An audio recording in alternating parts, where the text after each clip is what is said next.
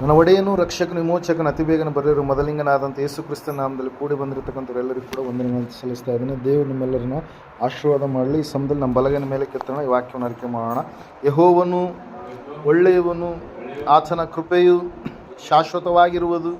ಯೆಹೋವನು ಒಳ್ಳೆಯವನು, ಆತನ ಕೃಪೆಯು ಶಾಶ್ವತವಾಗಿರುವುದು. ಯೆಹೋವನು ಒಳ್ಳೆಯವನು, ಆತನ ಕೃಪೆಯು ಶಾಶ್ವತವಾಗಿರುವುದು. ಆಮೇನ್, ಆಮೇನ್, ಆಮೇನ್. ಹಲ್ಲೆಲೂಯಾ. ಓಕೆ, ಈ ಸಮಯದಲ್ಲಿ ನೇರವಾಗಿ ನಾವು ದೇವರ ವಾಕ್ಯದ ಕಡೆಗೆ ಹೋಗೋಣ.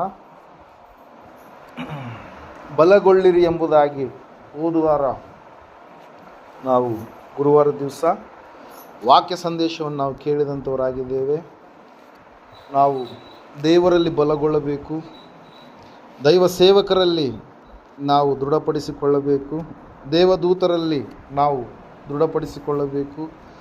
ಅಷ್ಟು ಮಾತ್ರವಲ್ಲದೆ ನಾವು ನೋಡಿದಂಥವರಾಗಿದ್ದೇವೆ, ಸಹೋದರರಲ್ಲಿ ಕೂಡ ನಾವು ಬಲಗೊಳ್ಳಬೇಕು ಎಂಬುದಾಗಿ. ಕೊನೆಯದಾಗಿ ಯೇಸು ಕ್ರಿಸ್ತನ ಗಾಯಗಳ ಮೂಲಕವಾಗಿ ಕೂಡ ನಾವು ಬಲಗೊಳ್ಳಬೇಕು, ಧೈರ್ಯವನ್ನು ತೆಗೆದುಕೊಳ್ಳಬೇಕು ಎನ್ನುವಂಥ ಸಂದೇಶವನ್ನು ಓದುವಾರ ನಾವು ಕೇಳಿದಂಥವರಾಗಿದ್ದೇವೆ ಪ್ರೇರೆ. ಹಲ್ಲೆಲೂಯಾ. ಈ ಲೋಕದಲ್ಲಿ ಎಲ್ಲವೂ ಕೂಡ ನಮ್ಮನ್ನು ಬಲಹೀನತೆಯ ಕಡೆಗೆ, ಅವಮಾನದ ಕಡೆಗೆ, ಭಯಂಕರವಾದಂಥ ಪರಿಸ್ಥಿತಿಗಳ ಕಡೆಗೆ ನಡೆಸುವಾಗ ದೇವರ ವಾಕ್ಯ ಮಾತ್ರ, ದೇವರು ಮಾತ್ರ ನಮ್ಮನ್ನು ಅನುದಿನವೂ ಕೂಡ, ಪ್ರತಿದಿನವೂ ಕೂಡ ನಮ್ಮನ್ನು ಆತನು ಸಂತೈಸುವಂಥ ದೇವರಾಗಿದ್ದಾನೆ. ಹಲ್ಲೆಲೂಯಾ. ನಮಗೆ ಬಲವನ್ನು, ಶಕ್ತಿಯನ್ನು, ಆರೋಗ್ಯವನ್ನು ಕೊಡುವಂತಹ ದೇವರಾಗಿದ್ದಾನೆ. ಮನುಷ್ಯರೆಲ್ಲರೂ ಕೂಡ ಮನುಷ್ಯರೆಲ್ಲರಿಂದ ಕೈ ಬಿಡಲ್ಪಟ್ಟರೂ ಕೂಡ, ಲೋಕವೆಲ್ಲವೂ ಕೂಡ ನಮ್ಮನ್ನು ತೊರೆದರೂ ಕೂಡ ದೇವರ ವಾಕ್ಯ ಹೇಳುತ್ತೆ, ಸತ್ಯವೇದ ಹೇಳುತ್ತೆ, ನಾನು ನಿನ್ನನ್ನು ಎಂದಿಗೂ ಮರೆಯುವುದಿಲ್ಲ, ನಾನು ನಿನ್ನನ್ನು ಎಂದಿಗೂ ತೊರೆಯುವುದಿಲ್ಲ, ನಾನು ನಿನ್ನನ್ನು ನನ್ನ ಅಂಗೈಗಳಲ್ಲಿ ಚಿತ್ರಿಸಿಕೊಂಡಿದ್ದೇನೆ ಎಂಬುದಾಗಿ. ಹಲ್ಲೆಲೂಯಾ. Praise Lord. ದೇವರ ವಾಕ್ಯದಲ್ಲಿ ನಾವು ನೋಡ್ತಾ ಇದ್ದೇವೆ ಪ್ರೇಯರ್, ಸತ್ಯವೇದ ಹೇಳ್ತಾ ಇದೆ. ಇವತ್ತಿನ ದಿವಸ ಒಂದು ವಿಶೇಷವಾದಂಥ ಸಂಗತಿಯನ್ನು ನಾವು ಧ್ಯಾನ ಮಾಡೋಣ. ಈ ಲೋಕದಲ್ಲಿ ಅನೇಕ ಸಂಗತಿಗಳಿಗಾಗಿ ನಾವು ಶರಣು ಹೋಗ್ತೀವಿ, ಅಡ್ಡ ಬೀಳುವಂಥ ಪರಿಸ್ಥಿತಿಗಳ ಕಡೆಗೆ ಹೋಗ್ತೀವಿ. ದೇವರ ವಾಕ್ಯ ಹೇಳ್ತಾ ಇದೆ, ಸತ್ಯವೇದ ಹೇಳ್ತಾ ಇದೆ, ಆತನೊಬ್ಬಾತನೇ ದೇವರು ಎಂಬುದಾಗಿ ನಾವು ನೆನೆಸಿ ಪರಿಪೂರ್ಣವಾಗಿ ಆತನಿಗೆ ನಾವು ಸಮರ್ಪಣೆಯ ಜೀವಿತವನ್ನು ಜೀವಿಸುವಂಥವರು ಆಗಬೇಕು. ಇವತ್ತಿನ ದಿವಸಗಳಲ್ಲಿ ನಾವು ನೋಡ್ತಾ ಇದ್ದೇವೆ, ಅನೇಕರು ದ್ವಂದ್ವ ನಿಯಮಾವಳಿಗಳನ್ನು ಮಾಡಿಕೊಂಡಂಥವರಾಗಿ, ಎರಡು ದೋಣಿಗಳ ಮೇಲೆ ಕಾಲಿಟ್ಟಂಥವರಾಗಿ, ಸ್ಥಿರವಾದಂಥ ಭಯ ಭಕ್ತಿಯ ಮಾರ್ಗವನ್ನು ಬಿಟ್ಟಂಥವರಾಗಿ ಕಾಣುವಂಥವ್ರನ್ನ ನಾವು ಈ ಲೋಕದಲ್ಲಿ ಕಾಣ್ತಾ ಇರ್ತೀವಿ. ಹಲ್ಲೆಲೂಯಾ. ಅನೇಕರನ್ನು ನಾವು ನೋಡುವಾಗ ಎರಡು ಮಾರ್ಗಗಳಲ್ಲಿ ಅವರು ನಡೆಯುವಂಥವರಾಗಿರ್ತಾರೆ. ದೇವರು ಹೇಳಿದಾನೆ, ನಾನೇ ಮಾರ್ಗವು, ನಾನೇ ಸತ್ಯವು, ನಾನೇ ಜೀವವು ಆಗಿದ್ದೇನೆ ಎಂಬುದಾಗಿ. ಸೃಷ್ಟಿಕರ್ತನಂತ ದೇವರು ಹೇಳಿದಾನೆ, ಆತ ನಮಗೆ ಒಂದು ಹೆಜ್ಜೆ ಜಾಡನ್ನು ಮಾಡಿ ಹೋಗಿದ್ದಾನೆ.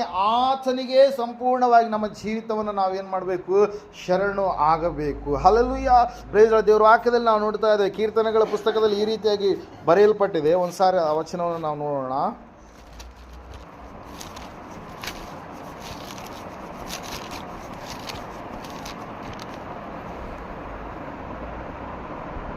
ತೊಂಬತ್ತೈದನೇ ಕೀರ್ತನೆ 6ನೇ ವಚನ. ಬನ್ನಿರಿ, ನಮ್ಮ ನಿರ್ಮಾಣಿಕನಾದ ಯೆಹೋವನಿಗೆ ಸಾಷ್ಟಾಂಗವೆರಗಿ ಆರಾಧಿಸೋಣ. ಆತನು ನಮ್ಮ ದೇವರು, ನಾವೋ ಆತನು ಪಾಲಿಸುವ ಪ್ರಜೆಯು, ಆತನ ಕೈ ಕೆಳಗಿರುವ ಹಿಂಡು ಆಗಿದ್ದೇವೆ ಎಂಬುದಾಗಿ. ಹಲ್ಲೆಲೂಯಾ.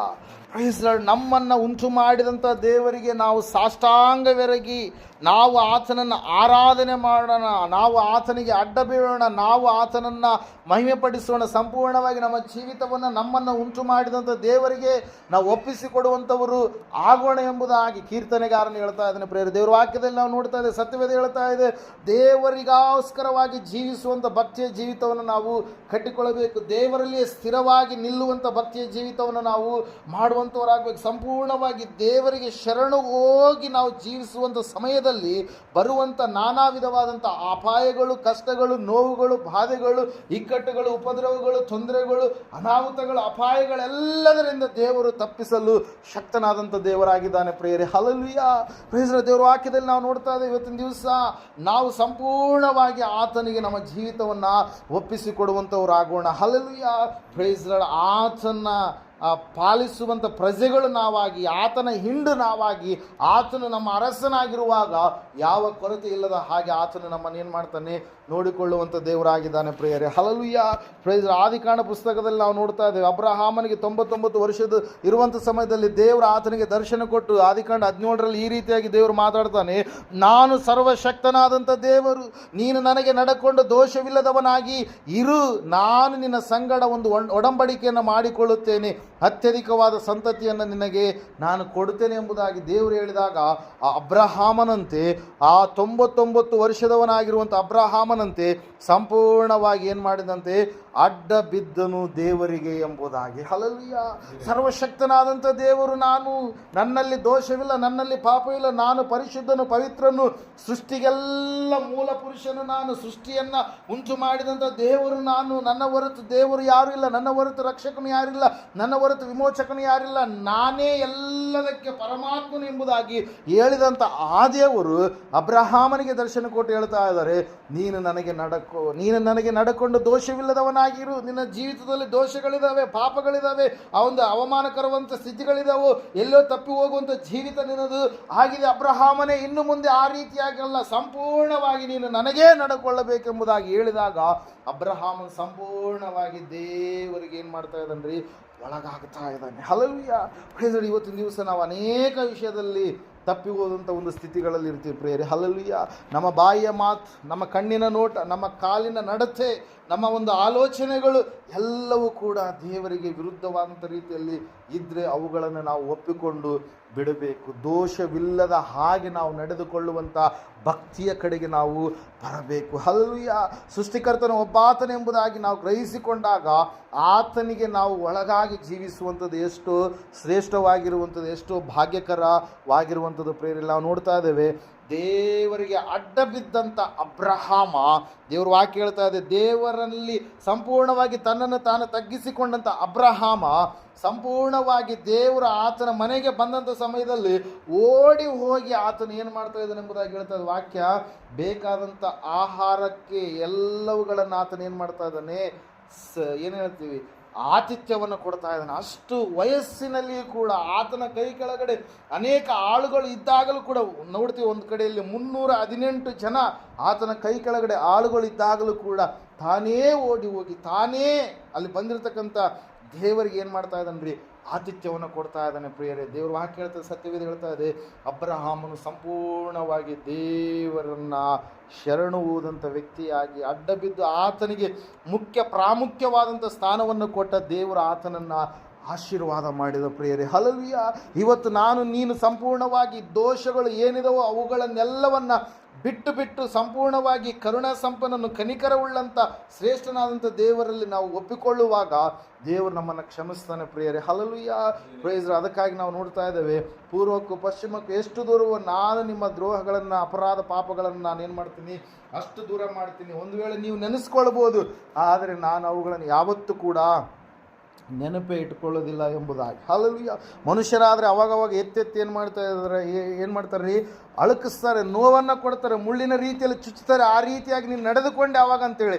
ಆದರೆ ದೇವ್ರ ವಾಕ್ಯ ಹೇಳುತ್ತೆ, ಸತ್ಯವೇದ ಹೇಳುತ್ತೆ, ನೀನು ನನ್ನ ಮಗನು, ನಾನು ಅವೆಲ್ಲವುಗಳನ್ನು ನಿನ್ನನ್ನೇನು ಮಾಡಿದ್ದೇನೆ, ಕ್ಷಮಿಸಿದ್ದೇನೆ, ನಿನ್ನ ಮೇಲೆ ನನ್ನ ಕರುಣೆಯನ್ನು ನಾನು ನಿನಗೆ ತೋರಿಸಿದ್ದೇನೆ ಎಂಬುದಾಗಿ. ಹಲ್ಲೆಲೂಯಾ. ಪ್ರೈಸ್. ದೇವ್ರ ವಾಕ್ಯದಲ್ಲಿ ನಾವು ನೋಡ್ತಾ ಇದ್ದೇವೆ ಪ್ರೇಯರ್, ಅಷ್ಟು ವಯಸ್ಸಿನ ಅಬ್ರಹಾಮ್ ಅಡ್ಡ ಬಿದ್ದಾಗ ದೇವರು ಆತನನ್ನು ಯಾವ ರೀತಿಯಾಗಿ ಆಶೀರ್ವಾದ ಮಾಡಿದ್ರು ಅಂದರೆ, ದೇಶವನ್ನು ದೇವರು ಕೊಟ್ಟರು, ಆತನ ಸಂತಾನವನ್ನು ಹೆಚ್ಚಿಸಿದ್ರು. ಅಂತಹ ವಯಸ್ಸಿನಲ್ಲಿ 100 ವರ್ಷದ ಅಬ್ರಹಾಮ 90 ವರ್ಷದ ಸಾರಾಳಿಗೆ ದೇವರು ಸಂತಾನ ಭಾಗ್ಯವನ್ನು ಕೊಡುವುದರ ಮೂಲಕವಾಗಿ ತನ್ನಿಂದ ಎಲ್ಲವೂ ಸಾಧ್ಯ ಎಂಬುದಾಗಿ ಮನುಷ್ಯರೆಲ್ಲರೂ ತಿಳಿದುಕೊಳ್ಬೇಕಂತೇಳಿ ಆತನು ದೊಡ್ಡದಾದಂಥ ಅದ್ಭುತ ಅವಿಸ್ಮರಣೀಯ ಒಂದು ದೊಡ್ಡದಾಗಿರ್ತಕ್ಕಂಥ ಕಾರ್ಯವನ್ನು ದೇವರು ಏನು ಮಾಡಿದ್ರಿ, ಜರುಗಿಸಿದ್ರು ಪ್ರಿಯರು. ಅದಕ್ಕಾಗಿ ಇವತ್ತು ನಾನು ನೀನು ಸಂಪೂರ್ಣವಾಗಿ ಆತನೇ ದೇವರು, ಆತನು ಸರ್ವಶಕ್ತನಾದಂಥ ದೇವರು, ಭೂಮಿಯನ್ನು ಆಕಾಶವನ್ನು ಕಣ್ಣಿಗೆ ಕಾಣದಿರುವ ಎಲ್ಲ ಜಗತ್ತನ್ನು ಉಂಟು ಮಾಡಿದ ಆತನು ಎಂಬುದಾಗಿ ನಾವು ಗ್ರಹಿಸಿಕೊಂಡು, ನಮ್ಮಲ್ಲಿ ಯಾವುದಾದ್ರೂ ಒಂದು ವೇಳೆ ದೇವರ ಕುರಿತಾಗಿ ದುರಾಲೋಚನೆಗಳಿದ್ದರೆ ಅವುಗಳನ್ನು ತೆಗೆದುಹಾಕಿ ಸಂಪೂರ್ಣವಾಗಿ ಆತನಿಗೆ, ಆ ಒಬ್ಬ ದೇವರಿಗೆ ನಾವು ಒಳಗಾಗಿ ಜೀವಿಸುವಾಗ ಖಂಡಿತವಾಗಿ ಕೂಡ ಆತನು ನಮ್ಮನ್ನು ಆಶೀರ್ವಾದಕ್ಕೆ ಪಾತ್ರರನ್ನಾಗಿ ಮಾಡ್ತಾನೆ. ಉತ್ತಮವಾದಂಥ ದೇಶವಾಗಿರ್ತಕ್ಕಂಥ ಪರಲೋಕವನ್ನು ಆತನು ನನಗೆ ನಿನಗೆ ಕೊಡಲಿಕ್ಕಿದ್ದಾನೆ ಪ್ರಿಯರೇ. ಹಲ್ಲೆಲೂಯಾ. ಈ ಲೋಕವನ್ನೆಲ್ಲರೂ ನಾವು ಬಿಟ್ಟು ಹೋಗಬೇಕು, ಆದರೆ ನಾವು ಅಳಿದು ಹೋಗಲಾರದಂಥ ಒಂದು ಸಂಪತ್ತನ್ನು ನಾವು ಇಲ್ಲಿಯೇ ಕಂಡುಕೊಳ್ಳಬೇಕು. ಅಳಿದು ಹೋಗಲಾರದ ಸಂಪತ್ತು ಯಾರಾಗಿದ್ದಾರೆ? ಸೃಷ್ಟಿಕರ್ತನಾದ ದೇವರೇ ಆಗಿದ್ದಾನೆ ಪ್ರಿಯರೇ. ಹಲ್ಲೆಲೂಯಾ. ಆತನು ನಮಗೋಸ್ಕರವಾಗಿ ಸಿದ್ಧ ಮಾಡಿಟ್ಟಿರುವಂಥದ್ದು ಅದು ಕಣ್ಣಿಗೆ ಕಾಣದ ಹಾಗೆ ಇರುವಂಥದ್ದಾಗಿದೆ ಪ್ರಿಯರೇ. ಹಲ್ಲೆಲೂಯಾ. ಆದರೆ ನಾವು ನಂಬುವುದರ ಮೂಲಕವಾಗಿ ಅದನ್ನು ನಾವು ಪಡೆದುಕೊಳ್ಳೋದಕ್ಕೆ ಸಾಧ್ಯವಾಗುತ್ತೆ. ಅದನ್ನು ಹೇಳಿ ವರ್ಣನೆ ಮಾಡಲು ಅಶಕ್ಯವಾದಂಥ ಸಂಪತ್ತನ್ನು ದೇವರು ನನಗಾಗಿ ನಿನಗಾಗಿ ಏನು ಮಾಡಿದಾನೆ? ಆತನು ಇಟ್ಟಿದ್ದಾನೆ ಪ್ರಿಯರೇ. ನಶಿಸಿ ಹೋಗುವಂಥದ್ದಲ್ಲ, ನಾಶವಾಗಲಾರದಂಥದ್ದನ್ನು ದೇವರು ನನಗೋಸ್ಕರ ನಿನಗೋಸ್ಕರವಾಗಿ ಕೊಡಲು ಆತನು ಇಷ್ಟಪಟ್ಟಿದ್ದಾನೆ. ಅದಕ್ಕಾಗಿ ದೇವರ ವಾಕ್ಯದಲ್ಲಿ ನಾವು ನೋಡ್ತಾ ಇದ್ದೇವೆ, ಸತ್ಯವೇದ ಹೇಳ್ತಾ ಇದೆ ಸ್ಪಷ್ಟವಾಗಿ ಏನಂತ ಹೇಳಂತಂದರೆ, ಅಬ್ರಹಾಮನು ದೋಷಗಳನ್ನು ತೊಲಗಿಸಿ ದೇವರಿಗೆ ಪ್ರಥಮ ಸ್ಥಾನವನ್ನು ಕೊಟ್ಟು ಆತನು ಅಡ್ಡ ಬಿದ್ದನು, ದೇವರ ಮಾತಿಗೆ ವಿಧೇಯತೆಯನ್ನು ತೋರಿಸಿದನು ಪ್ರೇರೆ. ಇವತ್ತು ನಾನು ನೀನು ಎಷ್ಟು ಜನ ನಾವು ದೇವರು ಆತನೊಬ್ಬಾತನೆಂಬುದಾಗಿ ಗ್ರಹಿಸಿಕೊಂಡು ಆತನಿಗೆ ಅಡ್ಡ ಬಿದ್ದು ಆತನನ್ನು ಆರಾಧನೆ ಮಾಡುವಾಗ ನಮ್ಮಲ್ಲಿರುವಂಥದ್ದೆಲ್ಲ ಕೊರತೆಗಳನ್ನು ಖಂಡಿತವಾಗಿ ಆತನೇನು ಮಾಡ್ತಾನೆ? ನೀಗಿಸ್ತಾನೆ, ನಿವಾರಿಸ್ತಾನೆ. ನಮ್ಮ ಜೀವಿತದಲ್ಲಿ ಬಿಡುಗಡೆಯನ್ನು, ಅತಿಶಯ ಅದ್ಭುತ ಕಾರ್ಯಗಳನ್ನು ಆತನು ಜರುಗಿಸುವಂಥ ದೇವರಾಗಿದ್ದಾನೆ ಪ್ರಿಯರೇ. ಹಲ್ಲೆಲೂಯಾ. ಪ್ರೇಸ್. ಅದಕ್ಕಾಗಿ ನಾವು ನೋಡ್ತಾ ಇದ್ದೇವೆ, ಸತ್ಯವೇದ ಹೇಳ್ತಾ ಇದೆ ಸ್ಪಷ್ಟವಾಗಿ, ಇವತ್ತಿನ ದಿವಸ ಆತನಿಗೆ ನಾವು ಅಡ್ಡ ಬೀಳಬೇಕು. ಅಬ್ರಹಾಮನು ಸಂಪನ್ನ ವ್ಯಕ್ತಿ, ಆತನಿಗೆ ಇರುವಂಥ ಎಲ್ಲ ಶ್ರೀಮಂತಿಕೆ ಎಲ್ಲವನ್ನು ಬಿಟ್ಟು ಆತನ ಸಂಪೂರ್ಣವಾಗಿ ದೇವರಿಗೆ ವಿಧೇಯತೆಯನ್ನು ತೋರಿಸಿದ ಪ್ರಿಯರೇ. ಸತ್ಯವೇದದಲ್ಲಿ ನಾವು ನೋಡುವಾಗ ಇನ್ನೊಂದು ಕಡೆಗೆ ಈ ರೀತಿಯಾಗಿ ಹೇಳುತ್ತೆ ವಾಕ್ಯ. ಏನಂತ ಹೇಳಿ ಅಂತಂದರೆ, ಒಂದು ಸಾರಿ ನಮ್ಮ ಸತ್ಯವೇದ ಪುಸ್ತಕಗಳಲ್ಲಿ ವಿಮೋಚನ ಕಾಂಡ ಪುಸ್ತಕ 20ನೇ ಅಧ್ಯಾಯದಲ್ಲಿ ನಾವು ನೋಡುವಾಗ ದೇವರು ಹೇಳ್ತಾರೆ ದಶಾಜ್ಞೆಗಳಲ್ಲಿ, ನಾನಲ್ಲದೆ ನಿನಗೆ ಬೇರೆ ದೇವರುಗಳು ಇರಬಾರದು, ಯಾವ ಮೂರ್ತಿಯನ್ನು ಮಾಡಿಕೊಳ್ಳಬಾರದು, ಆಕಾಶದಲ್ಲಾಗಲಿ ಭೂಮಿಯಲ್ಲಾಗಲಿ ಭೂಮಿಯ ಕೆಳಗಣ ನೀರಿನಲ್ಲಾಗಲಿ ಇರುವ ಯಾವುದರ ರೂಪವನ್ನು ಮಾಡಿಕೊಳ್ಳಬಾರದು, ಅವುಗಳಿಗೆ ಅಡ್ಡ ಬೀಳಲೂಬಾರದು, ಪೂಜೆ ಮಾಡಲೂಬಾರದು. ನಿನ್ನ ದೇವರಾದ ಯೆಹೋವನೆಂಬ ನಾನು ನನಗೆ ಸಲ್ಲತಕ್ಕ ಗೌರವವನ್ನು ಮತ್ತೊಬ್ಬನಿಗೆ ಸಲ್ಲಗೊಡಿಸದವನಾದುದರಿಂದ ನನ್ನನ್ನು ದ್ವೇಷಿಸುವವರ ವಿಷಯಗಳಲ್ಲಿ ತಂದೆಗಳ ದೋಷ ಫಲವನ್ನು ಮಕ್ಕಳ ಮೇಲೆ 3-4 ತಲೆಗಳವರೆಗೆ ಬರಮಾಡುವವನಾಗಿ, ನನ್ನನ್ನು ಪ್ರೀತಿಸಿ ನನ್ನ ಆಜ್ಞೆಗಳನ್ನು ಕೈಕೊಳ್ಳುವವರಿಗೂ 1000 ತಲೆಗಳವರೆಗೆ ದಯ ತೋರಿಸುವವನಾಗಿಯೂ ಇದ್ದೇನೆ ಎಂಬುದಾಗಿ. ಹಲ್ಲೆಲೂಯಾ. ಪ್ರೈಸ್. ವಾಕ್ಯ ಹೇಳ್ತಾ ಇದೆ, ಸತ್ಯವೇದ ಹೇಳ್ತಾ ಇದೆ, ಏನಂತ ಹೇಳ್ರಿ? ಆತನಿಗೆ ನಾವು ಅಡ್ಡ ಬೀಳಬೇಕು. ಆತನ ಸ್ಥಾನವನ್ನು ನಾವು ಸೃಷ್ಟಿಯಲ್ಲಿ ಇರುವಂಥದ್ದು ಯಾವುದಕ್ಕೆ ಕೊಡಬಾರ್ದು. ಮರಕ್ಕಾಗಲಿ, ಕಲ್ಲಿಗಾಗಲಿ, ಯಾವುದೊಂದು ಸ್ಥಳಕ್ಕಾಗಲಿ, ಒಬ್ಬ ವ್ಯಕ್ತಿಗಾಗಲಿ ನಾವು ಕೊಡಲೇಬಾರದು ಎಂಬುದಾಗಿ. ಹಲ್ಲೆಲೂಯಾ. ಯಾಕಂದರೆ ಆತನು ಸೃಷ್ಟಿಕರ್ತನಾದಂಥ ದೇವರು, ಆತನು ಈ ಎಲ್ಲವುಗಳನ್ನು ಉಂಟು ಮಾಡಿದಂಥ ದೇವರು. ಹಲ್ಲೆಲೂಯಾ. Praise Lord. ಈ ಸಮಯದಲ್ಲಿ ನಾವು ನೋಡ್ತಾ ಇದ್ದೇವೆ, ಒಬ್ಬ ವ್ಯಕ್ತಿ ಇರ್ತಾನೆ, ಆತನಿಗೆ ಮಗ ಇರ್ತಾನೆ. ಆ ಮಗನು ತನ್ನ ತಂದೆಯನ್ನು ತಂದೆ ಅನ್ನಲಾರದೆ ದಾರಿಯಲ್ಲಿ ಹೋಗುವಂಥವ್ರು ಬರುವಂಥವ್ರನ್ನೆಲ್ಲರನ್ನ ಅಪ್ಪ, ನನ್ನಪ್ಪ ಅವರು, ನನ್ನಪ್ಪ ಇವರು ಅಂತೇಳಿ ಹೇಳಿದ್ರೆ ಆ ಸ್ವಂತ ತಂದೆಗೆ ಎಷ್ಟು ನೋವು ಆಗಬೇಡ. ಹಲ್ಲೆಲೂಯಾ. ಎಷ್ಟು ಬಾಧೆ ಆಗಬಾರ್ದು, ಎಷ್ಟು ಅವಮಾನ ಆಗಬೇಡ. ಹಲ್ಲೆಲೂಯಾ. ಪ್ರೇಸ್. ನಾವು ನೋಡ್ತಾ ಇದ್ದೇವೆ, ದೇವರು ಹೇಳ್ತಾ ಇದ್ದಾನೆ, ನಾನು ನಿಮ್ಮನ್ನು ಉಂಟು ಮಾಡಿದ್ದೇನೆ, ಈ ಸೃಷ್ಟಿಯನ್ನು ಸೃಷ್ಟಿ ಮಾಡಿದಂಥ ಸೃಷ್ಟಿಕರ್ತನ ನಾನು. ನೀವು ನನಗೆ ಶರಣಾಗಿ, ನೀವು ನನಗೆ ಒಳಗಾಗಿ, ನೀವು ನನಗೆ ಅಡ್ಡ ಬಿದ್ದು ನೀವು ನನ್ನನ್ನು ಆರಾಧಿಸುವಂಥದ್ದೇ ಆದರೆ, ನೀವು ನನ್ನನ್ನು ಪ್ರೀತಿಸಿ ನನ್ನ ಆಜ್ಞೆಗಳನ್ನು ಕೈಕೊಳ್ಳುವಂಥವರೇ ಆದರೆ, ಖಂಡಿತವಾಗಿ ನಾನು ನಿಮ್ಮ ಮಕ್ಕಳ ಮೇಲೆ ಎಷ್ಟು ತಲೆಗಳವರೆಗಂತೆ? 1000 ತಲೆಗಳವರೆಗೆ. ಹಲ್ಲೆಲೂಯಾ. ಪ್ರೇಸ್. ದೇವರ ವಾಕ್ಯ ಹೇಳ್ತಾ ಇದೆ ಪ್ರಿಯರೇ, ದೇವರ ಸ್ಥಾನವನ್ನು ಇವತ್ತಿನ ದಿವಸ ನಾವು ಯಾವುದಕ್ಕೆ ಕೊಡ್ತಾ ಇದ್ದೀವಿ? ಹಲ್ಲೆಲೂಯಾ. ಪ್ರೇಸ್. ದೇವರ ಸ್ಥಾನವನ್ನು ನಾವು ಯಾವ ವಿಷಯಗಳಿಗಾಗಿ ಕೊಡ್ತಾ ಇದ್ದೀವಿ? ನಮ್ಮ ಜೀವಿತ ಒಂದು ಸಾರಿ ನಾವು ಪರೀಕ್ಷೆ ಮಾಡಿಕೊಳ್ಳೋಣ. ಕೆಲವೊಬ್ಬರು ದುಡ್ಡನ್ನೇ ದೇವರು ಎಂಬುದಾಗಿ ನೆನೆಸುವಂಥವರು ಇರ್ತಾರೆ, ತಮಗಿರ್ತಕ್ಕಂಥ ಆಸ್ತಿಯನ್ನೇ ದೇವರು ಎಂಬುದಾಗಿ ನೆನೆಸುವಂಥವರು ಇರ್ತಾರೆ.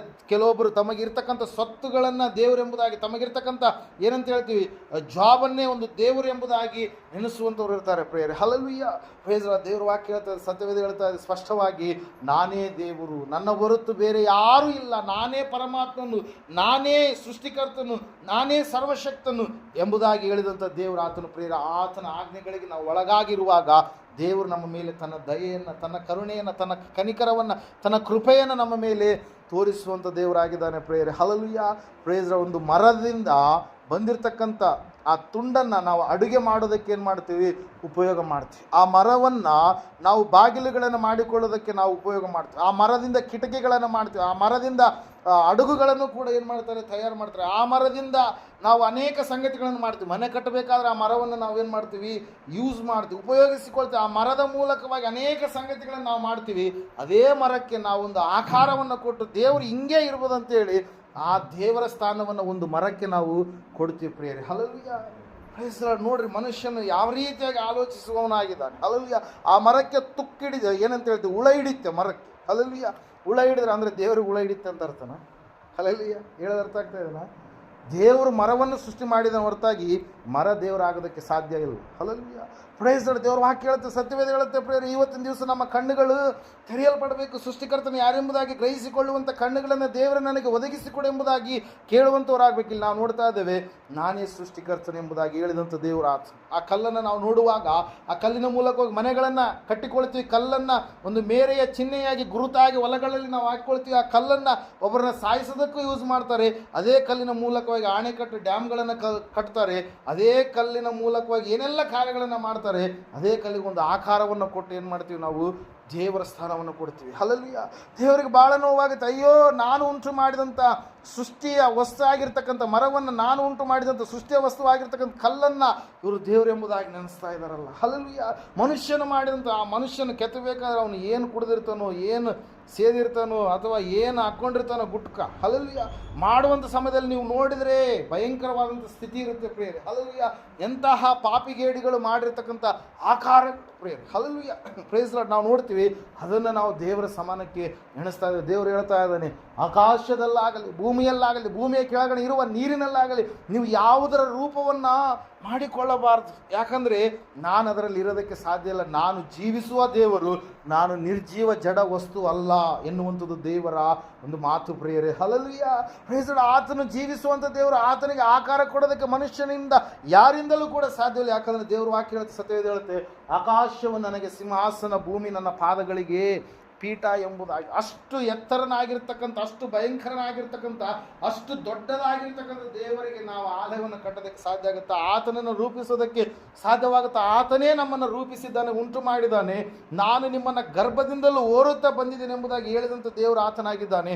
ಅದಕ್ಕಾಗಿ ಇವತ್ತಿನ ದಿವಸ ನಾವು ಯಾವ ರೀತಿಯಾಗಿ ಇದ್ದೀವಿ, ನಾವು ಯಾರಿಗೆ ಅಡ್ಡ ಬೀಳ್ತಾ ಇದ್ದೀವಿ, ನಾವು ನಮ್ಮ ಸ್ಥಾನವನ್ನು ಯಾರಿಗೆ ಕೊಡ್ತಾ ಇದ್ದೀವಿ, ನಮ್ಮ ಜೀವಿತದಲ್ಲಿ ಮುಖ್ಯವಾದಂಥ ಸ್ಥಾನವನ್ನು ಯಾರು ಹೊಂದಿಕೊಂಡಿದ್ದಾರೆ, ಆ ದೇವರ ಸ್ಥಾನವನ್ನು ಇವತ್ತು ಯಾರು ಆವರಿಸಿದರೆ ಒಂದು ಸಾರಿ ನಮ್ಮ ಜೀವಿತವನ್ನು ಪರೀಕ್ಷೆ ಮಾಡಿಕೊಳ್ಳೋಣ ಪ್ರಿಯರೇ.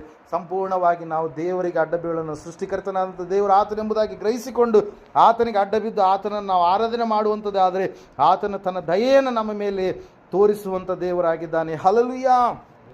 Price the Lord. ನಾವು ನೋಡ್ತಾ ಇದ್ದೇವೆ, ಒಂದು ಸಾರಿ ಒಬ್ಬ ಕುಷ್ಠರೋಗಿ ಸ್ವಾಮಿಯ ಮುಂದೆ ಬಂದು ಆತನ ಏನು ಮಾಡ್ತಾ ಇದ್ದಾನ್ರಿ, ಆತನು ಕುಷ್ಠರೋಗಿ ಅಂತಂದ್ರೆ ಏನ್ರಿ, ಮೂಗು ಮೊಂಡಾದಂಥ ಸ್ಥಿತಿಯಲ್ಲಿ ಕಾಲು ಬೆರಳುಗಳು, ಕೈ ಬೆರಳುಗಳು ಸಂಪೂರ್ಣವಾಗಿ ಏನಂತ ಹೇಳ್ತೀವಿ, ಮೊಂಡಾದಂಥ ಸ್ಥಿತಿಯಲ್ಲಿ, ಮುರಿದು ಹೋದಂಥ ಸ್ಥಿತಿಯೋ ಎನ್ನುವಂಥ ರೀತಿಯಲ್ಲಿ ಕಾಣಿಸ್ತಾ ಇರುತ್ತೆ. ಹಲ್ಲೆಲೂಯಾ.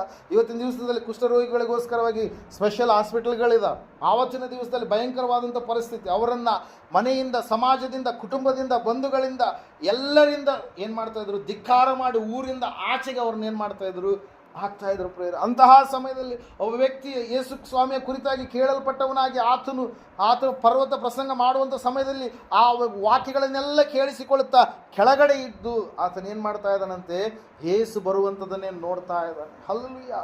ಆ ರೋಗದಲ್ಲಿ ಬಿದ್ದಿರ್ತಕ್ಕಂಥ ಆ ವ್ಯಕ್ತಿ, ಬಾಧೆಯಲ್ಲಿರ್ತಕ್ಕಂಥ ಆ ವ್ಯಕ್ತಿ, ಅವಮಾನದಲ್ಲಿರ್ತಕ್ಕಂಥ ಆ ವ್ಯಕ್ತಿ, ಅವನಿಗೆ ಒಂದೇ ಗೊತ್ತು, ನನ್ನ ಈ ಒಂದು ಜೀವಿತವನ್ನು ಯೇಸು ಸ್ವಾಮಿಗೆ ನಾನು ಅರ್ಪಿಸುವಾಗ ಆತನು ನನ್ನ ಬದುಕನ್ನು, ಬಾಳನ್ನು ಬಂಗಾರವಾಗಿ ರೂಪಿಸ್ತಾನೆ, ಮಾರ್ಪಡಿಸ್ತಾನೆ ಎಂಬುದಾಗಿ. ಹಲ್ಲೆಲೂಯಾ. ನೋಡ್ರಿ, ಅವ್ರ ಕುಟುಂಬದವರೆಲ್ಲರೂ ನಿರಾಕರಣೆ ಮಾಡಿದ್ದಾರೆ. ಎಲ್ಲರೂ ಕೂಡ ಆತನನ್ನು ಏನು ಮಾಡಿದಾರೆ, ನಿರಾಕರಿಸಿದ್ದಾರೆ. ಮನೆಯಿಂದ, ಊರಿನಿಂದ, ಸಮಾಜದಿಂದ ಬಹಿಷ್ಕಾರ ಹಾಕಿದ್ದಾರೆ. ಅಂತಹ ವ್ಯಕ್ತಿ ಯಾರಿಗೂ ತಿಳಿಯಲಾರದ ಹಾಗೆ ಗುಡ್ಡದ ಕೆಳಗಡೆ ಬಂದು ಸ್ವಾಮಿಗೋಸ್ಕರವಾಗಿ ಕಾಯ್ತಾ ಇದ್ದಾನೆ ಪ್ರಿಯರೇ. ಯಾರಾದರೂ ಆತನನ್ನು ನೋಡಿದರೆ ಕಲ್ಲೆಸೆದು ಕೊಲ್ತಾರೆ, ಯಾಕೆ ನೀನು ಈ ಕಡೆ ಬಂದಿದ್ದೀಯ ಎಂಬುದಾಗಿ ಸಾಯಿಸುವಂಥ ಸ್ಥಿತಿ. ಆದರೂ ಕೂಡ ಆ ವ್ಯಕ್ತಿ, ನಾನು ಹೋಗಲೇಬೇಕು ಸ್ವಾಮಿ ಬಳಿಗೆ, ನನಗೆ ಆತನಲ್ಲಿಯೇ ಪರಿಹಾರ ಇದೆ ಎಂಬುದಾಗಿ ತಿಳಿದು ದೇವ್ರ ವಾಕ್ಯದಲ್ಲಿ ಹೇಳುವಾಗ 22ನೇ ಕೀರ್ತನೆ 27ನೇ ವಚನದಲ್ಲಿ ಯೆಹೋವನ ಎಲ್ಲ ಜನಾಂಗಗಳವರು ನಿನಗೆ ಅಡ್ಡ ಬೀಳುವರು ಎಂಬುದಾಗಿ ನೆನೆಸಿರ್ತಕ್ಕಂಥ ವ್ಯಕ್ತಿ ನೇರವಾಗಿ ಹೋಗಿ ಏನು ಮಾಡ್ತಾ ಇದ್ದಾನ್ರಿ, ಸ್ವಾಮಿ ಬರುವಂಥದ್ದನ್ನು ನೋಡಿ ಸ್ವಾಮಿ ಬಂದ ಮೇಲೆ ಆತನಿಗೆ ಹೋಗಿ ಅಡ್ಡ ಬಿದ್ದು ಏನು ಮಾಡ್ತಾ ಇದ್ದಾನೆ, ಮಾತನ್ನು ತಿಳಿಸ್ತಾ ಇದ್ದಾನೆ, ತನ್ನ ಭಿನ್ನಹವನ್ನು ತನ್ನ ಕೋರಿಕೆಯನ್ನು ತಿಳಿಸ್ತಾ ಇದ್ದಾನೆ. ಏನೆಂಬುದಾಗಿ, ಸ್ವಾಮಿ ದಯವಿಟ್ಟು ನೀನು ನನ್ನ ಮೇಲೆ ದಯವಿಟ್ಟು ನೀನು ಏನು ಮಾಡಿ, ನೀನು ನನ್ನ ಈ ಒಂದು ಕುಷ್ಠರೋಗದಿಂದ ಬಿಡಿಸು. ಮತ್ತಾಯನ ಬರೆದ ಸುವಾರ್ತೆ 8ನೇ ಅಧ್ಯಾಯದಲ್ಲಿ ಈ ವಚನವನ್ನು ನಾವು ನೋಡ್ತಾ ಇದ್ದೇವೆ. 2ನೇ ವಚನದಿಂದ, ಒಬ್ಬ ಕುಷ್ಠರೋಗಿ ಯೇಸುವಿನ ಬಳಿಗೆ ಬಂದು ಆತನಿಗೆ ಅಡ್ಡ ಬಿದ್ದು, ಸ್ವಾಮಿ ನಿನಗೆ ಮನಸ್ಸಿದ್ದರೆ ನನ್ನನ್ನು ಶುದ್ಧ ಮಾಡಬಲ್ಲೆ ಅಂದನು. ಹಲ್ಲೆಲೂಯಾ, ಪ್ರೈಸ್ರ. ಮೊದಲನೇದಾಗಿ ಆ ವ್ಯಕ್ತಿ ಏನು ಮಾಡ್ತಾ ಇದ್ದಾನೆ, ಅಡ್ಡ ಬೀಳ್ತಾ ಇದ್ದಾನೆ, ದೇವರ ಹತ್ರ ತನ್ನ ಜೀವಿತವೆಲ್ಲವನ್ನು ಒಪ್ಪಿಸಿಕೊಡ್ತಾ ಇದ್ದಾನೆ. ಹಲ್ಲೆಲೂಯಾ, ಪ್ರೈಸ್ರ. ಆತನ ಸಂಪೂರ್ಣವಾಗಿ ಬಾಗ್ತಾ ಇದ್ದಾನೆ ದೇವರ ಮುಂದೆ. ದೇವರೇ, ನಿನ್ನ ಹೊರತಾಗಿ ನನಗೆ ಶರಣು ಯಾರಿಲ್ಲ, ನಿನ್ನ ಹೊರತಾಗಿ ನನಗೆ ಆಶ್ರಯ ದುರ್ಗ ಯಾರಿಲ್ಲ, ನಿನ್ನ ಹೊರತಾಗಿ ನನ್ನನ್ನು ಬಿಡಿಸುವಂಥವ್ರು ಯಾರಿಲ್ಲ, ನಿನ್ನ ಹೊರತಾಗಿ ಕಾಪಾಡುವಂಥವ್ರು ಯಾರಿಲ್ಲ, ನಿನ್ನ ಹೊರತಾಗಿ ನನಗೆ ಮತ್ತೆ ಯಾರೂ ಕೂಡ ದೆಸೆ ದಿಕ್ಕು ಯಾರು ಕೂಡ ಇಲ್ಲ ಎಂಬುವಂಥ ರೀತಿಯಲ್ಲಿ ಆ ವ್ಯಕ್ತಿ ಅಡ್ಡ ಬಿದ್ದಂಥ ಸಮಯದಲ್ಲಿ ದೇವರ ವಾಕ್ಯದಲ್ಲಿ ನಾವು ನೋಡ್ತಾ ಇದ್ದೇವೆ, ಸತ್ಯವೇದ ಹೇಳ್ತಾ ಇದೆ ಪ್ರಿಯರೇ, ಆತನು ಅಡ್ಡ ಬೀಳುವಂಥದ್ದು ಮಾತ್ರವಲ್ಲ, ಆತನು ಕೂಗ್ತಾ ಇದ್ದಾನೆ ಸ್ವಾಮಿಯನ್ನು. ಏನೆಂಬುದಾಗಿ, ನಿನಗೆ ಮನಸ್ಸಿದ್ದರೆ ನನ್ನನ್ನು ಶುದ್ಧಿ ಮಾಡು ಎಂಬುದಾಗಿ. ಹಲ್ಲೆಲೂಯಾ, ನಿನ್ನ ಮನಸ್ಸು ನನ್ನನ್ನು ಶುದ್ಧ ಮಾಡಬೇಕೆಂಬುದಾಗಿ ಇದ್ದರೆ ನನ್ನನ್ನು ಸ್ವಸ್ಥಪಡಿಸು, ಒಂದು ವೇಳೆ ಇಲ್ಲ ಅಂತಂದರೆ ನಾನು ಈ ರೀತಿಯಾಗಿ ನನ್ನ ಜೀವಿತ ಇರುತ್ತೆ ಎಂಬುದಾಗಿ. ಹಲ್ಲೆಲೂಯಾ, ಕರ್ತನ ಬಳಿಗೆ ಯಾರು ಬರ್ತಾರೋ, ದೇವರ ಬಳಿಗೆ ಯಾರು ಬರ್ತಾರೋ, ಯಾರು ಏನಂತ ಹೇಳ್ತೀವಿ, ಜಜ್ಜಲ್ಪಟ್ಟವರಾಗಿ, ಜಡಿಯಲ್ಪಟ್ಟವರಾಗಿ, ಮನನೊಂದಿದವರಾಗಿ, ಕುಗ್ಗಿ ಹೋದವರಾಗಿ, ಸೊರಗಿ ಹೋದವರಾಗಿ, ಕೈ ಬಿಡಲ್ಪಟ್ಟವರಾಗಿ, ಬಳಲಿ ಹೋದವರಾಗಿ, ಬಲಹೀನರಾಗಿ ಯಾರು ಆತನೇ ಎಂಬುದಾಗಿ, ದೇವರು ಎಂಬುದಾಗಿ ನೆನೆಸಿ ಆತನ ಮುಂದೆ ತಮ್ಮ ಜೀವಿತವೆಲ್ಲವನ್ನು ಒಪ್ಪಿಸಿಕೊಟ್ಟು ಆತನನ್ನು ಕೂಗ್ತಾರೋ, ದೇವರು ಅವರ ಪ್ರಾರ್ಥನೆಯನ್ನು ಎಂದಿಗೂ ಕೂಡ ಏನು ಮಾಡಲ್ಲಕ್ಕ, ನಿರಾಕರಣೆ ಮಾಡಲ್ಲ. ಪ್ರಿಯರೇ, ಈ ವ್ಯಕ್ತಿಯನ್ನು ನಾವು ನೋಡ್ತಾ ಇದ್ದೇವೆ. ಈತನು ಅಡ್ಡ ಬಿದ್ದು ದೇವರನ್ನ ಕೇಳಿದ, ಸ್ವಾಮಿ ನಿನಗೆ ಮನಸ್ಸಿದ್ದರೆ ನನ್ನನ್ನು ಶುದ್ಧ ಮಾಡಬಲ್ಲೆ ಎಂಬುದಾಗಿ. ಹಲ್ಲೆಲೂಯಾ, ಸಂಪೂರ್ಣವಾಗಿ ನಾವು ನೋಡ್ತಾ ಇದ್ದೇವೆ. ಸ್ವಾಮಿ ತನ್ನ ಕೈಯನ್ನು ನೀಡಿದ್ರು, ಕೈ ಚಾಚಿದ್ರು, ಎಲ್ಲರೂ ನೋಡ್ತಾ ಇದ್ರು ಆ ದೃಶ್ಯವನ್ನು. ಏನಂತೇಳಿ, ಈ ಕುಷ್ಠರೋಗಿಯನ್ನು ಸ್ವಾಮಿ ಒಂದು ವೇಳೆ ಮುಟ್ಟಿದರೆ ಈತನು ಕೂಡ ಏನಾಗ್ತಾನೆ, ಅಶುದ್ಧನಾಗ್ತಾನೆ.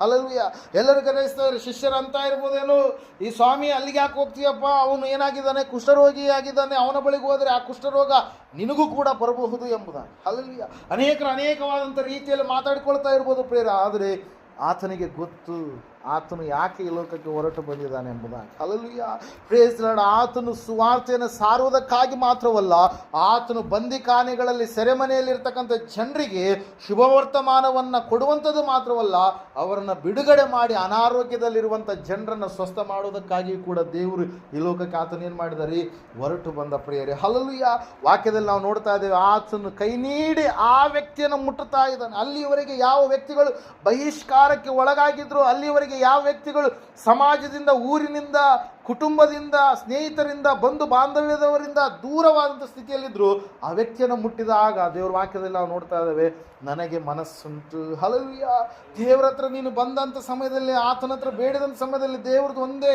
ಉದ್ದೇಶ ಏನ್ರಿ, ನಿನ್ನನ್ನು ಸ್ವಸ್ಥ ಮಾಡಬೇಕೆಂಬುದಾಗಿ, ನಿನ್ನನ್ನು ಕರುಣಿಸಬೇಕೆಂಬುದಾಗಿ, ನಿನ್ನ ಮೇಲೆ ತನ್ನ ಕನಿಕರವನ್ನು ತೋರಿಸಬೇಕೆಂಬುದಾಗಿ.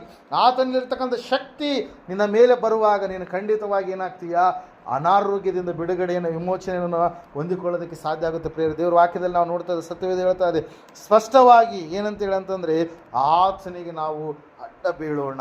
ಅಬ್ರಹಾಮನು ಅಡ್ಡ ಬಿದ್ದಂತೆ, ಈ ಕುಷ್ಠರೋಗಿ ಅಡ್ಡ ಬಿದ್ದಂತೆ, ನಾವು ಕೂಡ ಸಂಪೂರ್ಣವಾಗಿ ಆತನಿಗೆ ಅಡ್ಡ ಬಿದ್ದಂಥವ್ರು ಆಗುವಂಥದ್ದೇ ಆದರೆ ಖಂಡಿತವಾಗಿ ಕೂಡ ನಾವು ದೇವರಿಂದ ಬಿಡುಗಡೆಯನ್ನು ಹೊಂದಿಕೊಳ್ಳುತ್ತೆ. ಪ್ರಿಯರೇ, ಅಡ್ಡ ಬೀಳುವಂಥದ್ದಂದ್ರೆ ಏನ್ರಿ, ಸಂಪೂರ್ಣವಾಗಿ ನಾವು ಆತನಿಗೆ ಸಮರ್ಪಿಸಲ್ಪಟ್ಟಂಥ ಒಂದು ಸ್ಥಿತಿ ಪ್ರಿಯರೇ. Hallelujah, praise. ಅದಕ್ಕಾಗಿ ನಾವು ನೋಡ್ತಾ ಇದ್ದೇವೆ, ಸತ್ಯವೇದ ಹೇಳ್ತಾ ಇದೆ ಸ್ಪಷ್ಟವಾಗಿ. ಮಾರ್ಕನ ಬರೆದ ಸುವಾರ್ತೆ 5ನೇ ಅಧ್ಯಾಯ 33ನೇ ವಚನದಲ್ಲಿ ಈ ರೀತಿ ಓದೋಣ ಒಂದು ಸಾರಿ.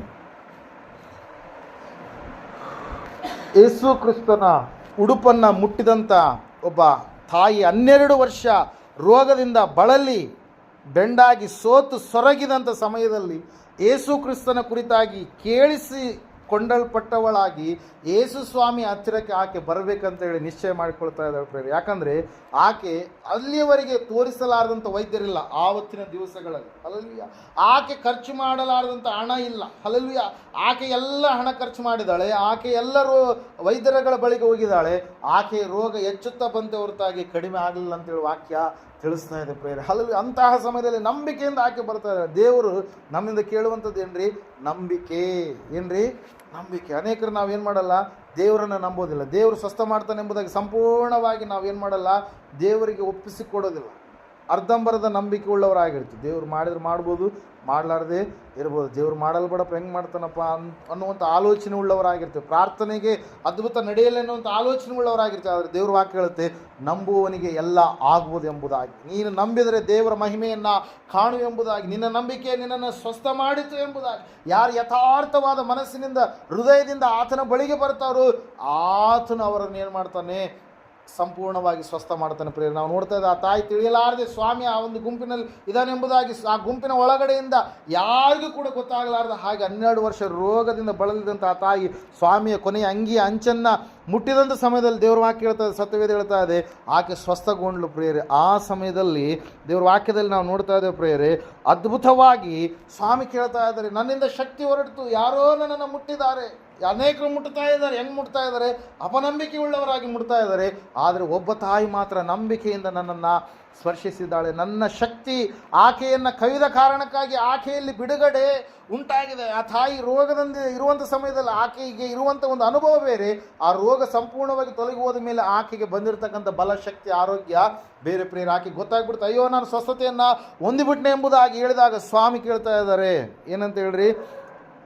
ಆ ಕ್ಷಣವೇ ಯೇಸು ತನ್ನಿಂದ ಶಕ್ತಿಯು ಹೊರಟಿತೆಂದು ತನ್ನಲ್ಲಿ ತಿಳುಕೊಂಡು ಗುಂಪಿನಲ್ಲಿ ಹಿಂತಿರುಗಿ ನನ್ನ ಉಡುಪನ್ನು ಯಾರು ಮುಟ್ಟಿದರು ಎಂದು ಕೇಳಲು ಆತನ ಶಿಷ್ಯರು ಆತನಿಗೆ, ಜನರು ನಿನ್ನನ್ನು ನೂಕುವುದನ್ನು ಕಂಡು ನನ್ನನ್ನು ಯಾರು ಮುಟ್ಟಿದರೆಂದು ಕೇಳುತ್ತೀಯಲ್ಲ ಎಂದು ಹೇಳಿದರು. ಆದರೆ ಆತನು ಈ ಕೆಲಸ ಮಾಡಿದವಳನ್ನು ಕಾಣಬೇಕೆಂದು ಸುತ್ತಲೂ ನೋಡುತ್ತಾ ಇರಲಾಗಿ ಆ ಹೆಂಗಸು ತನಗಾದದ್ದನ್ನು ತಿಳುಕೊಂಡು ಅಂಜಿ ನಡುಗುತ್ತಾ ಬಂದು ಆತನಿಗೆ ಅಡ್ಡ ಬಿದ್ದಿದ್ದ ಸಂಗತಿಯನ್ನೆಲ್ಲ ಹೇಳಿದಳು ಎಂಬುದಾಗಿ. Hallelujah, praise Lord. ಅದ್ಭುತವನ್ನು ಹೊಂದಿಕೊಂಡಾದ ಮೇಲೆ ನಾವು ಸಂಪೂರ್ಣವಾಗಿ ದೇವರ ಸಮೀಪದಲ್ಲಿ ಸಾಕ್ಷಿ ಹೇಳುವುದಕ್ಕಾಗಿ ಬರುವಂಥವ್ರಾಗಬೇಕು ಪ್ರೇರೆ. Hallelujah, praise lord. 10 ಜನ ಕುಷ್ಠರೋಗಿಗಳಿದ್ರು. ಸ್ವಾಮಿ ಅವರಿಗೆ ಹೇಳಿದರು, ನೀವು ದೇವಾಲಯಕ್ಕೆ ಹೋಗಿ ಯಾಜಕರಿಗೆ ನೇಮಕ ಮಾಡಿದಂಥ ಕಾಣಿಕೆಯನ್ನು ಸಮರ್ಪಣೆ ಮಾಡಿರಿ ಎಂಬುದಾಗಿ ಹೇಳಿದಾಗ ಅವರು ಹೋಗುತ್ತಿರುವಾಗಲೇ ಸತ್ಯವೇದ ಹೇಳುತ್ತೆ ಶುದ್ಧರಾದ್ರಂತೇಳಿ. 10 ಜನ ಕುಷ್ಠರೋಗಿಗಳಲ್ಲಿ 9 ಜನ ಕುಷ್ಠರೋಗಿಗಳು ಏನಾದ್ರಂತೆ, ತಮ್ಮ ತಮ್ಮ ಮನೆಗಳಿಗೆ ಹೋಗ್ಬಿಟ್ರು. ಆದರೆ ಒಬ್ಬ ವ್ಯಕ್ತಿ ಬಂದು ಸ್ವಾಮಿಯ ಪಾದಗಳ ಬಳಿಯಲ್ಲಿ ಬಂದು ಆತನು ಅಡ್ಡ ಬಿದ್ದು ಏನು ಮಾಡ್ತಾ ಇದ್ದಾನೆ? ಉಪಕಾರ ಸ್ತುತಿಯನ್ನು ಮಾಡ್ತಾ ಇದ್ದಾನೆ. Hallelujah, praise Lord. ಇವತ್ತಿನ ದಿವಸ ನೋಡ್ರಿ, ಅನೇಕ ಜನರು ದೇವರಿಂದ ಅದ್ಭುತಗಳನ್ನು, ಅತಿಶಯ ಕಾರ್ಯಗಳನ್ನು ಹೊಂದಿಕೊಂಡಿದ್ದಾದ ಮೇಲೆ ಅವ್ರು ಕಾಣೋದೇ ಇಲ್ಲ. ಅವರ ಮೈಯಲ್ಲಿರ್ತಕ್ಕಂಥ ದುರಾತ್ಮ ಬಿಟ್ಟು ಹೋಯ್ತು, ಅವರ ಮೈಯಲ್ಲಿರ್ತಕ್ಕಂಥ ರೋಗಗಳು ಸ್ವಸ್ಥವಾದವು, ಅವರ ಜೀವಿತ ಬದಲಾವಣೆ ಆಯಿತು. ದೇವರವರ ಜೀವಿತದಲ್ಲಿ ಅತಿಶಯ ಕಾರ್ಯಗಳನ್ನು ಜರುಗಿಸಿದಾದ ಮೇಲೆ ಅವರು ದೇವರ ಸಮೀಪಕ್ಕೆ ಬರೋದಿಲ್ಲ. ಅನೇಕರು ಏನು ಮಾಡಿಬಿಡ್ತಾರೆ? ಹಿಂದಕ್ಕೆ ಹೋಗ್ಬಿಡ್ತಾರೆ ಪ್ರೇರ. ಆದರೆ ಈ ತಾಯಿ ಆದರೂ ತನಗೆ ಅದ್ಭುತ ಆಯಿತು ಎಂಬುದಾಗಿ ನೆನೆಸಿ ಅಡ್ಡ ಬಿದ್ದು ಆತನಿಗೆ ಏನು ಮಾಡ್ತಾ ಇದ್ದಾಳೆ? ಇರುವಂಥ ಸಂಗತಿಯೆಲ್ಲ ವಿವರಿಸ್ತಾ ಇದ್ದಾಳೆ. ಸ್ವಾಮಿ, ನಾನು 12 ವರ್ಷದಿಂದ ಭಯಂಕರ ರೋಗದಿಂದ ನಾನು ಬಳಲ್ತಾ ಇದ್ದೆ. ನಾನು ಅನೇಕ ಆಸ್ಪತ್ರೆಗಳಿಗೆ ತೋರಿಸಿದೆ, ನನಗೆ ಸ್ವಸ್ಥತೆ ಆಗಲಿಲ್ಲ. ಆದರೆ ನಿನ್ನ ಕುರಿತಾಗಿ ನಾನು ಕೇಳಲ್ಪಟ್ಟವಳಾಗಿ ನಿನ್ನ ಸಮೀಪಕ್ಕೆ ಬಂದೆ. ಇಂದಿನಿಂದ ನಿನ್ನ ಉಡುಪಿನ ಗೊಂಡೆಯನ್ನು ನಾನು ಮುಟ್ಟಿದೆ. ನಿನ್ನಿಂದ ಶಕ್ತಿ ನನ್ನಲ್ಲಿ ಬಂದು ನಾನು ಸಂಪೂರ್ಣವಾಗಿ ಈಗ ಸ್ವಸ್ಥತೆಯನ್ನು ಹೊಂದಿದ್ದೇನೆ ಎಂಬುದಾಗಿ ಆ ಎಲ್ಲ ಜನರ ಮಧ್ಯದಲ್ಲಿ ಆಕೆ ಏನು ಮಾಡ್ತಾ ಇದ್ದಾಳೆ? ತನ್ನ ಸಾಕ್ಷಿಯನ್ನು ಹಂಚಿಕೊಳ್ತಾ ಇದ್ದಾಳೆ ಪ್ರೇಯರ್. ಅದಕ್ಕಾಗಿ ದೇವ್ರ ವಾಕ್ಯದಲ್ಲಿ ನಾವು ನೋಡ್ತಾ ಇದ್ದೇವೆ, ಸತ್ಯವೇದ ಹೇಳ್ತಾ ಇದೆ ಸ್ಪಷ್ಟವಾಗಿ ಪ್ರೇಯರೇ, ಸಂಪೂರ್ಣವಾಗಿ ನಾವು ಆತನಿಗೆ ಅಡ್ಡ ಬೀಳೋಣ. ಅಬ್ರಹಾಮನೋಪಾದಿಯಲ್ಲಿ, ಈ 12 ವರ್ಷ ರಕ್ತ ಕುಸುಮ ರೋಗಿಯೋಪಾದಿಯಲ್ಲಿ, ಅಷ್ಟು ಮಾತ್ರವಲ್ಲದೆ ಆ ಕುಷ್ಠರೋಗಿಯೋಪಾದಿಯಲ್ಲಿ ಆತನಿಗೆ ನಾವು ಅಡ್ಡ ಬಿದ್ದು ಆತನನ್ನು ನಾವು ಆರಾಧನೆ ಮಾಡೋಣ. ದೇವ್ರ ವಾಕ್ಯದಲ್ಲಿ ನಾವು ನೋಡ್ತಾ ಇದ್ದೇವೆ, ಸತ್ಯವೇದ ಹೇಳ್ತಾ ಇದೆ ಸ್ಪಷ್ಟವಾಗಿ, ಸ್ವರ್ಗ ಮರ್ತ್ಯ ಪಾತಾಳಗಳಲ್ಲಿರುವವರೆಲ್ಲರೂ ಕೂಡ ಯಾರಿಗೆ ಅಡ್ಡ ಬೀಳ್ತಾರಂತೆ? ಯೇಸು ಕ್ರಿಸ್ತನಿಗೆ ಪ್ರೇರೆ. Hallelujah, praise Lord. ಅದರ ಸಲುವಾಗಿ ಫಿಲಿಪ್ಪಿಯರಿಗೆ ಬರೆದ ಪತ್ರಿಕೆ 2ನೇ ಅಧ್ಯಾಯ 10ನೇ ವಚನದಲ್ಲಿ ನಾವು ನೋಡ್ತಾ ಇದ್ದೇವೆ. 9ರಿಂದ ಓದಿಕೊಳ್ಳೋಣ. ಈ ಕಾರಣದಿಂದ ದೇವರು ಆತನನ್ನು ಅತ್ಯುನ್ನತ ಸ್ಥಾನಕ್ಕೆ ಏರಿಸಿ ಎಲ್ಲ ಹೆಸರುಗಳಿಗಿಂತ ಶ್ರೇಷ್ಠವಾದ ಹೆಸರನ್ನು ಆತನಿಗೆ ದಯಪಾಲಿಸಿದ್ದಾನೆ. ಆದ್ದರಿಂದ ಸ್ವರ್ಗ ಮರ್ತ್ಯ ಪಾತಾಳಗಳಲ್ಲಿ ಇರುವವರೆಲ್ಲರೂ ಯೇಸುವಿನ ಹೆಸರಿನಲ್ಲಿ ಅಡ್ಡ ಬಿದ್ದು ಯೇಸು ಕ್ರಿಸ್ತನನ್ನು ಒಡೆಯನೆಂದು ಪ್ರತಿಜ್ಞೆ ಮಾಡಿ ತಂದೆಯಾದ ದೇವರಿಗೆ ಘನವನ್ನು ಸಲ್ಲಿಸುವರು ಎಂಬುದಾಗಿ. ಅಲ್ಲೂ ಎಲ್ಲಿರಿ? ಸ್ವರ್ಗದಲ್ಲಿ. ಮರ್ತ್ಯ ಅಂದರೆ ಎಲ್ಲಿರಿ? ಮಾನವರ ಲೋಕ ಯಾವುದು? ಭೂಲೋಕ. ಮತ್ತು ಪಾತಾಳ ಲೋಕ. ಅಲ್ಲಿರುವಂಥವರೆಲ್ಲರೂ ಕೂಡ ಅಡ್ಡ ಬಿದ್ದು ಆರಾಧನೆ ಮಾಡುವಂಥ ಏಕೈಕ ನಾಮ ಯಾವುದ್ರಿ?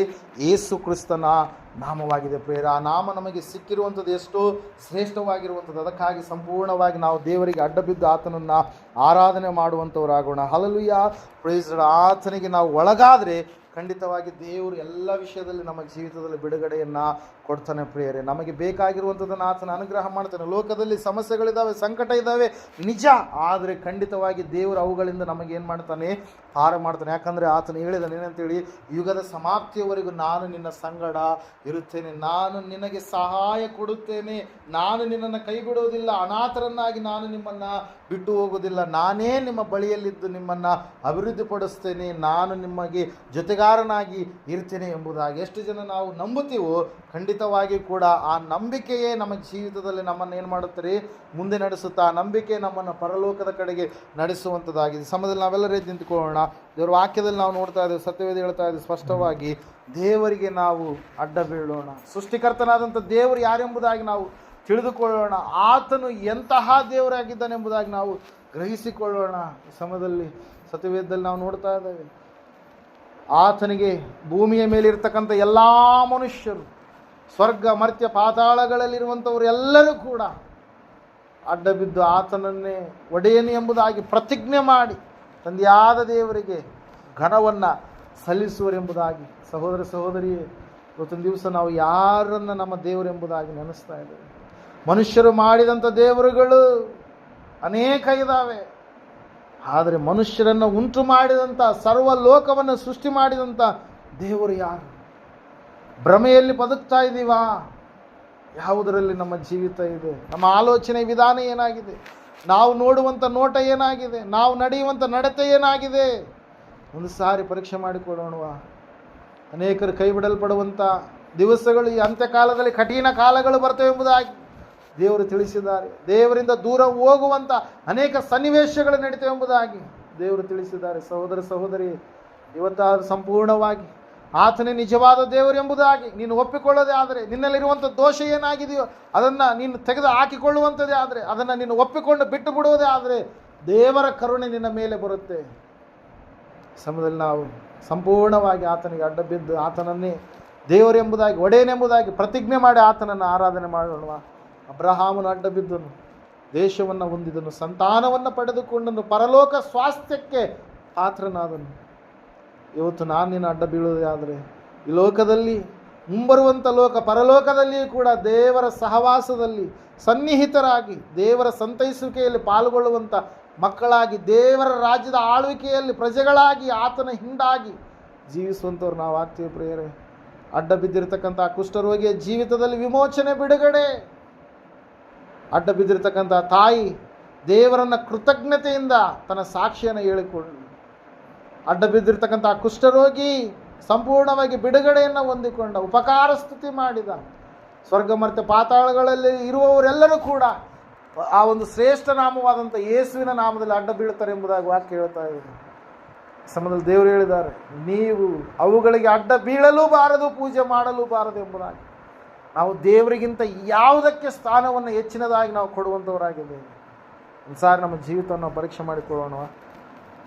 ಮಹೋನ್ನತರು ಮಹಾಪರಿಶುದ್ಧನಾದ ಮಹಾದೇವರು, ನಿಮಗೆ ಸ್ತೋತ್ರಗಳಪ್ಪ. ಕೇಳಿದಂಥ ವಾಕ್ಯ ಬಿತ್ತಿದಂಥ ಬೀಜ 100ರಷ್ಟು ಫಲ ಕೊಡುವಾಗಿ ನೀವು ಸಹಾಯ ಮಾಡಿ ನಡೆಸಿ. ದೇವರೇ, ನಿನ್ನ ಮಕ್ಕಳು ನಿನ್ನನ್ನು ನಂಬಿದಂಥವರಪ್ಪ, ಯಾವ ವಿಷಯದಲ್ಲಿ ಇವರು ತಪ್ಪಿ ಹೋಗದ ಹಾಗೆ ದೇವರೇ, ನೀನೊಬ್ಬಾತನು ಎಂಬುದಾಗಿ, ನೀನೊಬ್ಬಾತನು ಸೃಷ್ಟಿಕರ್ತನೆ ಎಂಬುದಾಗಿ, ಸರ್ವಶಕ್ತನೆ ಎಂಬುದಾಗಿ, ನಿತ್ಯ ನಿರಂತರ ಇರುವಂಥ ಏಕೈಕ ದೇವರು ಸರ್ವೇಶ್ವರನು ನೀನೆಂಬುದಾಗಿ ಗ್ರಹಿಸಿಕೊಂಡು ನಿನ್ನ ಮಕ್ಕಳಾಗಿ ಸ್ಥಿರವಾಗಿ ಕೊನೆಯವರೆಗೂ ಕರ್ತನೆ, ಕಡೆಯವರೆಗೂ ಜೀವಿತದ ಉಸಿರಿರುವವರೆಗೂ ಕರ್ತನೆ, ಸಂಪೂರ್ಣವಾಗಿ ನಿನಗೊಬ್ಬಾತನಿಗೆ ಕರ್ತನೆ ಮಕ್ಕಳಾಗಿ ಜೀವಿಸುವಂತೆ ಎಲ್ಲ ಲೋಕದ ಕಟ್ಟುಪಾಡುಗಳು, ಸಂಪ್ರದಾಯ ಪದ್ಧತಿಗಳು, ಭಯಂಕರವಾಗಿರ್ತಕ್ಕಂಥ ನಾಶನದ ಕಡೆಗೆ ನಡೆಸುವಂಥ ಅಗಲವಾದಂಥ ಮಾರ್ಗದ ಸ್ಥಿತಿಗತಿಗಳು ಏನಾಗಿದ್ದವು ಅವೆಲ್ಲವುಗಳಿಂದ ಸ್ವಾಮಿ ವಿಮೋಚನೆಯನ್ನು, ಬಿಡುಗಡೆಯನ್ನು ದಯಪಾಲಿಸಿ ನೀನು ನಿನ್ನ ರಾಜ್ಯದಲ್ಲಿ ನಮ್ಮೆಲ್ಲರನ್ನು ಸ್ಥಿರಪಡಿಸಿದ್ದಕ್ಕಾಗಿ ಸ್ತೋತ್ರಗಳಪ್ಪ. ಹೌದು ಸ್ವಾಮಿ, ನಿನ್ನನ್ನೇ ಹಿಂಬಾಲಿಸಿ ನಡೆಯುವಂಥ ಮಕ್ಕಳಾಗುವಂತೆ, ನಿನ್ನಲ್ಲಿಯೇ ಎಲ್ಲ ಸರ್ವೈಶ್ವರ್ಯವನ್ನು ಹೊಂದಿಕೊಳ್ಳುವ ಮಕ್ಕಳಾಗುವಂತೆ, ಇಹಪರದಲ್ಲಿಯೂ ಸಲ್ಲುವಂಥ ಏಕೈಕ ಭಕ್ತಿ, ಅದುವೇ ಈ ಭಕ್ತಿ ಎಂಬುದಾಗಿ ಗ್ರಹಿಸಿಕೊಂಡು ಜೀವಿಸಲಿಕ್ಕಾಗುವಂತೆ ನಮ್ಮೆಲ್ಲರನ್ನು ಅಣಿಗೊಳಿಸಬೇಕೆಂಬುದಾಗಿ ವಿಶೇಷವಾಗಿ ಪ್ರಾರ್ಥನೆಗೋಸ್ಕರ ಸ್ಥಳಾವಕಾಶ ಮಾಡಿಕೊಟ್ಟಿರ್ತಕ್ಕಂಥ ಗೌರವಮಜ್ಜಿಯನ್ನು ಕರ್ತನೆ ಸ್ವಾಮಿ, ಸೊಸೆ ಮತ್ತು ಮೊಮ್ಮಕ್ಕಳೆಲ್ಲರನ್ನು ಆಶೀರ್ವದಿಸ್ರಯ್ಯ.